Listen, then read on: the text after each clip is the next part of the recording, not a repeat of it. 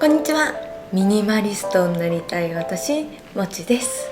今回はミニマリストになりたいのでガチなミニマリストのお宅を訪問してみたということで、ミニマリスト K さんのお宅にお邪魔し、ミニマルな暮らしのマル秘テクニックを学んでいきました。本日はインタビュー編です。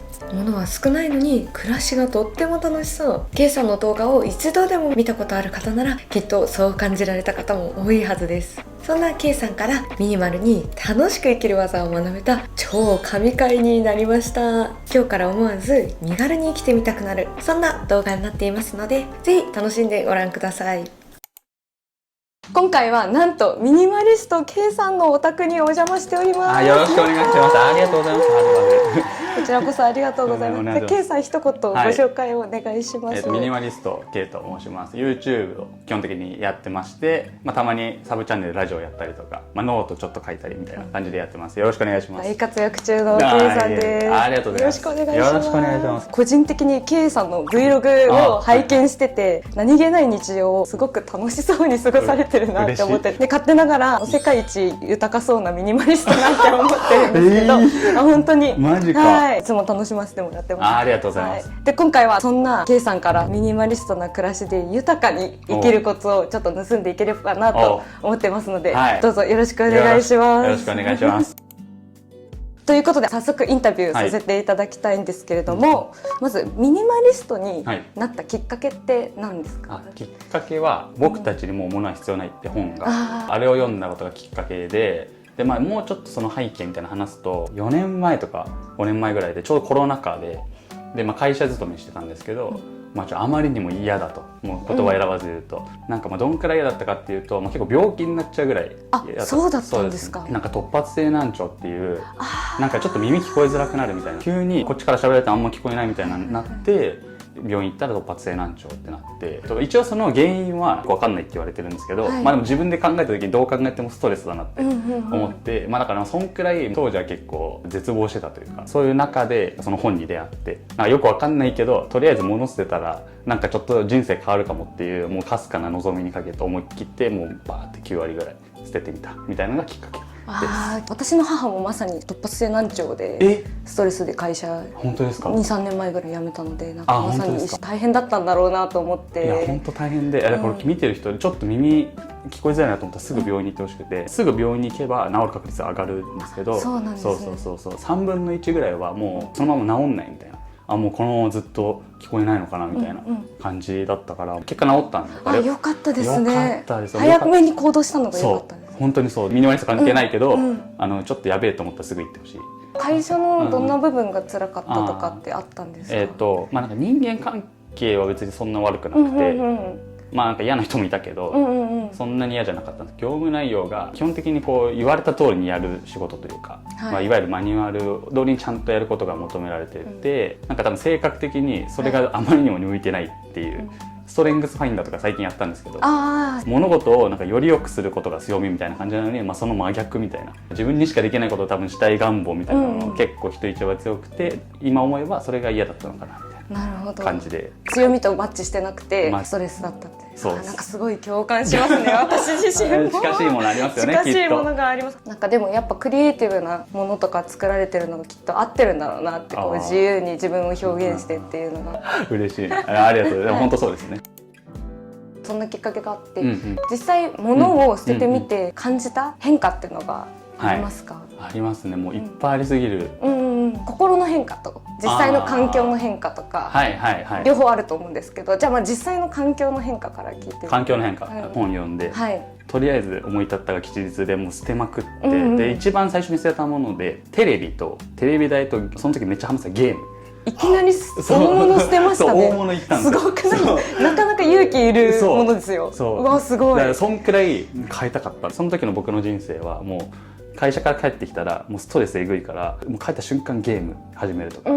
テレビを見てしゃべくり7見てゲラゲラ笑うみたいな楽しそうだけどそう楽しかった、今でも好きなんですけど、それをもうバンって捨てたんで空間が空いたっていうのもあるんですけど、それ以上にそのなんか時間が空いたというか、そうなりますよね、ゲームもテレビもない、そう余白ができちゃって最初は手震えてたんですよ、もうゲームしたいとか禁断症状出ちゃってたけどないもんはしょうがないから、今までなんとなくゲームしながら食ってたご飯をちゃんと味わえるようになったりとか、なんかそういう、そこでいわゆる、樽を知るみたいな、余白ができたからなんかその今あるものに感謝できるみたいな変化がめちゃくちゃあって、なるほど、でその流れでやっぱもうやることなくなっちゃったんで、もう早く寝るかってなるわけですね。今だったら12時1時までゲームして、もう次の日仕事家出る10分前まで寝てるみたいな感じだったんですけど、もう9時とかに寝るようになって、そしたらなんか気づいたら5時とかに起きて気分めちゃくちゃ爽快みたいな、そうなるとまたなんかいいもの入ってくるんですよね。そうですよね、本読んでみようとか自然とそうなって、だからなんかこう物を捨てた瞬間なんか急に劇的な変化があったわけじゃないんですけど、そういう感じで徐々に余白が生まれたことで、なんかこう新しいいいものが入ってくるというか、いいスパイラルが生まれてたんですね。生まれてたなと思うから、なんかその辺が一番良かったと感じることかなみたいな感じですかね。なんかでも今の会話の中から、K さんがすごい豊かに暮らされてるマインドが溢れてたなと思って、急にテレビとかゲームなくなったら寂しくなるじゃないですか、なりますね。それをご飯を味わおうとかそういう方に視点を変えて楽しみながら過ごされてるのがこれ秘訣なんじゃないかなと思って今心のメモにメモりまくってるんですけど嬉しい。でもそうかもしれないですね。味わうの上手ですね。味わうの上手、日々の暮らしを嬉しいかもしれない。でも本当、自分で言うのも恥ずかしいですけど、そうかもしれないですね。嬉しいですね。マインド面でもちょっと聞きたいかもしれないです。マインド面ね。心でなんか変化ありますか？物をめちゃくちゃ捨てた時に人と比べなくなったというか。もうわかる。いや私も実際そうなんで。それはどうして人と比べなくなったんですか？それは物を捨てる時に、例えば洋服で言うと、なんとなくこれは持ってるべきだよなみたいな、なんか自分の勝手な常識みたいなのがあって、捨て活通じて結局一番自分が好きかどうかだけで選ぶようになったんで、自分はあんま好きじゃないものをこう手放した時に、あまりにも爽快だったんですよ。なるほど。見栄を張らないこととか、なんか他人と比べないことってこんなハッピーなことなんだみたいなことに、なんかその物を捨てることを通じて気づいて、ここからなんか全ての選択基準が自分が心地よいかとか、テンション上がるかとかを大事にするようになったマインドの変化はあるかもしれないですね。なるほど。他人と比べて必要だったものを手放していくことでマインド自体も変わっていくってことですね。そういうことでございます。なんかめっちゃ共感します。本当に共感しますね。めっちゃ共感してくれてる。最初は物だったんですけど、だんだんその物事というか、例えば嫌な飲み会断るようになるとか、人生選択においても自分がテンション上がることを大事にしよう。それはなんか別に飲み会を全否定してるわけじゃなくて、こう人とのつながりは大事だから大切にすべきだけど、自分視点で大事なものを選ぶようになったかなみたいな。それがめちゃくちゃ爽快だっていうのを捨てて気づいたんで、ぜひちょっとモヤモヤしてるぞっていう人はなんか一回捨ててみるのもいいかなと。どっちもいいんですけどね。そうそう、個人の選択ですからね。物を捨てるか。物は大切にすべきだけどやってみるのはありかもという感じですかね。素敵です。ありがとうございます。続いての質問が、いろんなメリットもお聞きした上で、それでも今もこうミニマリストな暮らしを続ける理由とかってあったりしますか？まずシンプルに爽快な暮らしが保てるからが前提としてあって、あとはやっぱこの生活続けているとなんか今あるものにめっちゃ感謝できるようになるんですよね。なるほどね。なんかちょっとね悟ってるみたいな、ちょっとかっこいい感じで言い過ぎてるけど、でもこれ本当にそうで、あんま物ないんで。例えばここにコーヒーメーカーがあるんですけど、もうこれめっちゃ愛してるというか、そう愛があるんですね。そう愛がある。これが多分物があんまりありすぎると自分の持ってる愛の総量が決まってるから、そのこれだけに注げなくなっちゃうというか、こんだけ少ないと今あるものに感謝できるみたいなのがあって、感謝できることって結構幸せなことだかなみたいな。うわ素敵。ちょっとかっこつけちゃってるわ。いやでも本当にそれはあって、もっと物増やしたいとはならないみたいな感じですかね。なんかの本でやっぱ人間って飽きちゃうじゃないですか。例えば洋服とかも飽きてきちゃうと思うんですけど、その唯一その飽きに対抗できる手段が感謝なんですって。だからなんか例えば洋服買う時って買う時は一番テンション上がってだんだん飽きちゃってまた違うもの買っちゃうとかってあるけど、その服に感謝できてればその服を愛し続けられるから飽きることがないみたいなのをなんかどっかで読んで、それめっちゃかっこよくねと思って。素敵だし、なんかすごく理解できます。できる。さすが。だからこそ続けてるみたいな。お気に入りを絞ると、やっぱ愛の総量も増えますよね。いやマジでそう、本当にそう。そこにかける。だから愛の総量が増えたら、幸せ増えちゃったみたいな。いや本当にそう。本当にそう。だからなるほどね。はい、だからなんか続けれるし、ここにある者たちは素敵すぎる愛してるみたいな。ルームツアーこの後撮るんですけど、はいはい、もうめちゃめちゃ楽しみになりました。はい、もう愛語りたいと思います。その愛の総量がいっぱいあるこのお部屋の中で持たないようにしているものって具体的にあったりしますか？そうですね、これを持たないってあんま決めてるものはないんですけど、まあでもだから何を買わないかみたいなところで言うと、やっぱまずセールだから買うとか、衝動買いとかあんまり買わないようには心がけてます。それはどうしてですか？やっぱ結局今までの30歳なんですけど、30年の統計で、統計で自分調べなんですけど、セールだから買ったとか、30% オフでお得だから買ったで、今でも愛せてるものってなんか多分ないかもしれない。確かにね、これ多分自分調べだけど、多分結構皆さんも近しいものあるんじゃないかなと思ってまして、めちゃめちゃ思い当たる節がありますね。30年の歴史調べと同じ統計が私でも取れてますね。ある。だからそういうものは買わないようにしてるし、それを買っちゃうとさっき言った例えばこれを愛す総量が減っちゃうというか、その分散しちゃうんで、そういう衝動買いとかセール品とかは買わないようにはしてるという感じですかね。そうすれば物の入る量も少なくなるから、勝手にこの綺麗さが維持されていくわけです。そういうことでございます。なるほど、だから持たないようにしてるってわけじゃなくて、入り口を狭く、そうです。だから審査だいぶ厳しいです。足切りすごい。なるほどね。オーディションを勝ち抜いた者たちがここいるんですね。そういうことでございます。まだかっこついちゃってるの、かっこつけすぎて、でもたまに変な買い物しちゃいます。失敗もありますよね。失敗も全然ある。これあれだわ、これちょっと課題、浅い食おうと思って。全然食ってない。逆にあえて持ってるものってありますか？あえて持ってるものはこのベッドですね。ベッド。はい、もうちょっと経緯話すと、ミニマリストって概念を知って、バーってした時にベッドも捨てたんですよ。ベッドも捨てたんですか？そう、ベッドも捨てて、すごいでなんかその時のミニマリストっていうと、なんか三つ折りのなんかマットレスで寝るみたいなのが結構なんか流行ってたし、その本でも書いてあったから、やっぱそういう形から入るの好きだから、なんかベッドバーン捨てて、三つ折りのマットレスで寝てて、そしたらなんかヘルニアになっちゃって。なったことありますか？いや、ないです。もう本当になった人めっちゃうなずいてるんですけど、本当に地獄。大変、もうね、生活の全てがもう大変になる。例えば座るにしてもまず腰痛いが入るし、立つにしても腰が痛い、服脱ぐのも大変、もうサッカーもできないみたいな。だから大切なものを失ってますね。なんか一番大切なものを失った。だからもうすごい高い授業料を払ってベッドは捨てたらあかんって、またもう一回これあえて買い直して、で最近今年になってオーダーマットレスみたいな、もういいやつ買っちゃって、いいですね。変わりました？全然違う。いや、そうなんだ。ちょっとね、25万してお高いんですけど、すごい。全然違います。今日とか楽しみにしたんでちゃんと寝ようと思って今日10時間寝たんですけど、そんなに大人になって寝れるんだ。すごい自分もびっくりしたんですけど、10時間とか寝ても腰痛くならないみたいな。もう全然違います。マットレス。やばい、マットレスの PR みたいになってるけど、ここに PR されてる人がいます。いる。あえて持ってるのはこれかなって感じですかね。じゃあ続いての質問で、ちょっとお金のことというか聞きたいんですけど、節約って意識しながら生活ってされてるんですか？めっちゃしてます。そうなんだ。なんか動画だとすごい豊かそうって思って、でもお金こそ使ってないかもしれないけど、どんな節約されてるんですか？そうですね、よく NMD って言ってノーマネーでを作ろうって。なるほど。何でもない仕事がある日とかの日常のが多いと思うんですけど、そういう何でもない日にそのお金を1円も使わないっていうのをなるべく増やしたいと思ってて、だから、スーパーに週1回とか行って、3000円とか4000円ぐらい買って、もうそこにあるものだけで食べる。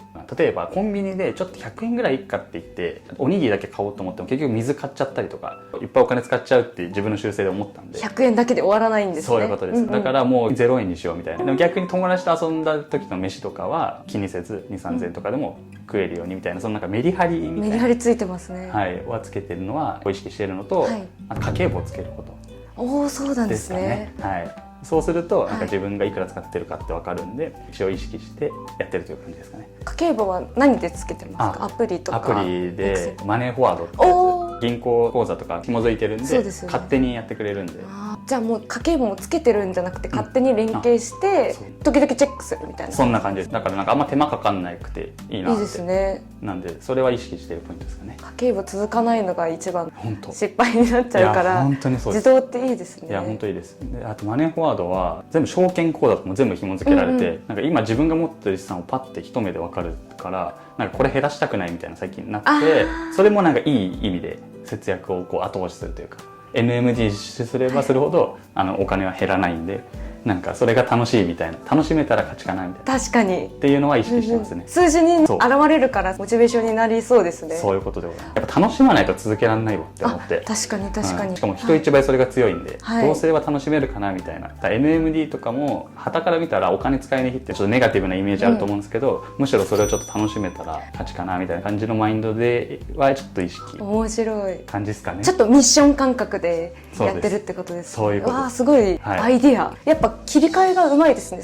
ネガティブをプラスに捉えることがすごい得意だなって思ってて、嬉しい。いや本当にそれがやっぱコツなのかなと、楽しく生きる。今日めっちゃ褒めてくれる。いやいや勉強に本当に勉強になりますね。ありがとうございます。逆にお金をかけることって何だったりしますか？かけることもうめっちゃつまんない答えですけど、旅行。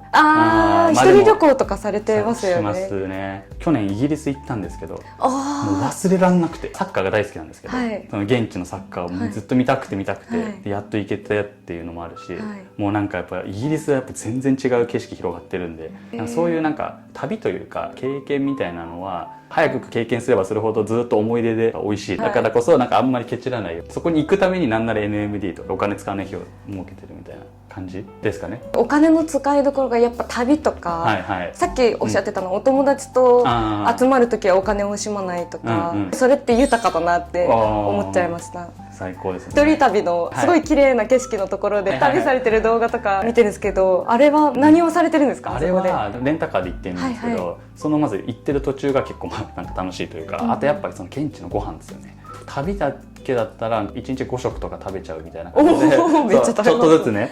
であと自然見て、あとは結局は最後はやっぱ現地の温泉が好きで、もう本当に本当になんだろう、もう汚い銭湯とかでもいいんですよ。汚い銭湯でもね。いいの。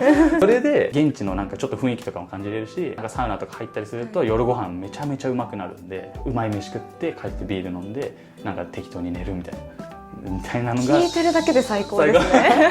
ちょっとやってみてほしい。一人旅ができないっていうのもあって、今年やりたいっていうちょっとプチ目標があるんですけど、一人旅1回目最初行った時はつまんなかったんですよ。それは楽しみ方、自分が何をすれば喜ぶかって分かってなかったので、だんだん何回も行ってくると、観光はあんま好きじゃないけど現地の飯好きだなとか、だんだん自分の本当に好きなことみたいなコツが分かってくるんで、なるほどね、より楽しくなっていくと思うんで、ぜひ行ってみてください。自分をご機嫌にできる楽しみ方を心得てるから、一人旅が楽しくなったって。マジでそうです。徐々にですね、最近やっと分かりました。ちょっと旅したくなった。急に旅したい。ちょっと見たいな、その動画も。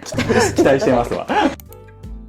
暮らしていく中でモットーみたいなのってあるんですか？そうですね、自分のモットーは上機嫌で生きるみたいな。結構簡単そうで難しい。いや難しいですよね。だから上機嫌で生きてる時ってなんか多分いい動画も作れるし、自分も豊かだしみたいなのあるんで、機嫌を取れるようにちゃんと寝るとか美味しいもの食べるとか、なんか当たり前だけどそれは意識して生きてるかな。計算らしいなって思いました。なんか意外とないがしろにされがちじゃないかな。いやそうですよ。やらなきゃいけないこととかに追われちゃって、上機嫌の時って結構うまくいくこと多いし、人としてもなんか美しいですよね。なんか上機嫌な人見るとこっちも豊かというかハッピーになるから、なんかまず自分がそういう人間になりたいなっていうのはモットーとしてある。素敵すぎるし、私もそのモットーもらいたくなりました。めっちゃいいですね。そう、それは意識してるかも。機嫌よくいれば周りの環境も機嫌よくなるし、自分自身もより機嫌よくなって、なんか好循環が生まれるっていうことですね。まさにそうです。それは意識して生きていきたいなって。たまにこんなこと言ってなんか不機嫌な時も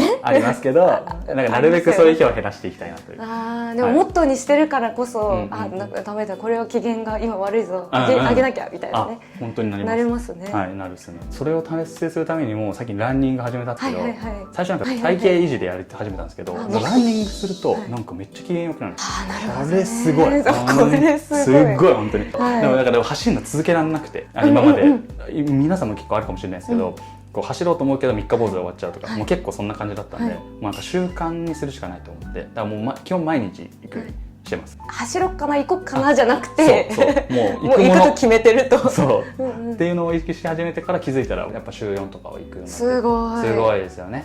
いつ行くんですか？朝とか？いやもう夜にしてます。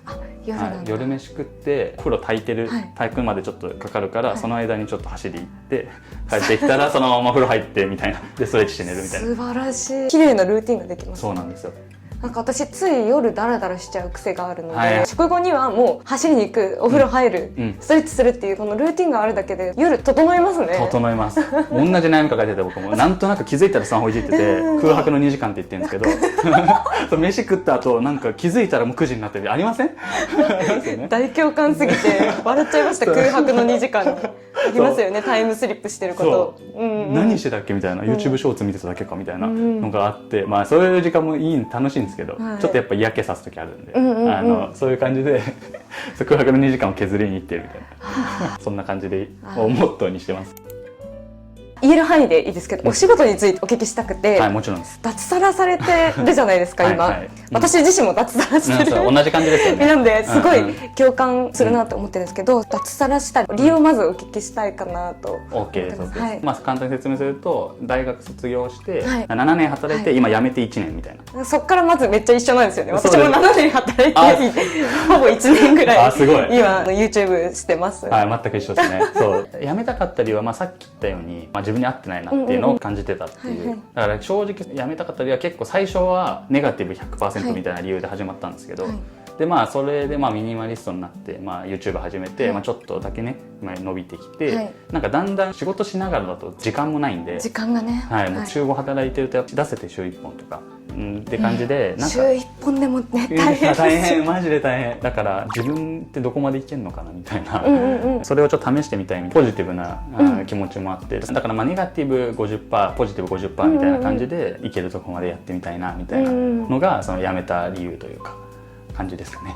挑戦しようっていうポジティブな気持ちも大きかったってことですね。その最初は仕事の辛さもあったけど、仕事はずっと嫌いだったんですけどでもなんかこう物捨てて、例えばよく寝るようになったりとか朝方になったりすると、なんかめちゃくちゃ嫌な仕事もなんかちょっと嫌だけど、なんかちょっとずつその嫌な仕事も少しはなんか良くなってきて、例えば1時間早く出社するようになったんですよ、その頃から。そうすると仕事ってやらされてたんだけど、ちょっとその1時間は集中できるし、誰からも声かけられないからちょっと仕事も早く進むようになったりとか、ちょっとずつあの時の仕事も少しずつ嫌じゃなくなってきたというか、そういう感じもありました。ミニマリズムのおかげで、ちょっと嫌な仕事も割とうまく付き合えるようになったってことだったんですね。そうですそうです。でその中でもやっぱ挑戦したいからっていう気持ちが勝って、今に至ると、そんなポジティブな理由が大きかったですね。そうですね。ちょっと美化しすぎかな。美化していいですけど、計算なりにはこれが答えだったっていうことで進むだけです。あとはですね。頑張ります。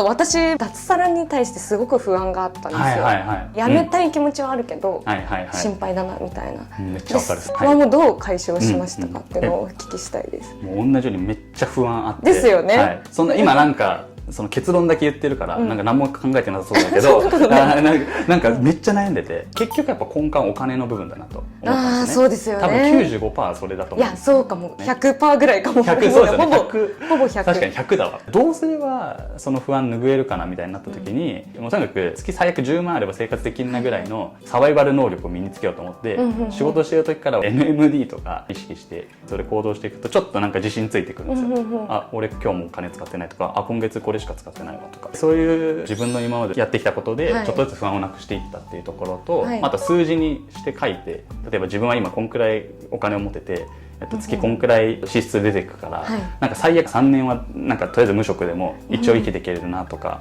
紙に書き出したりとかしてちょっとずつ不安を断捨離していったみたいな。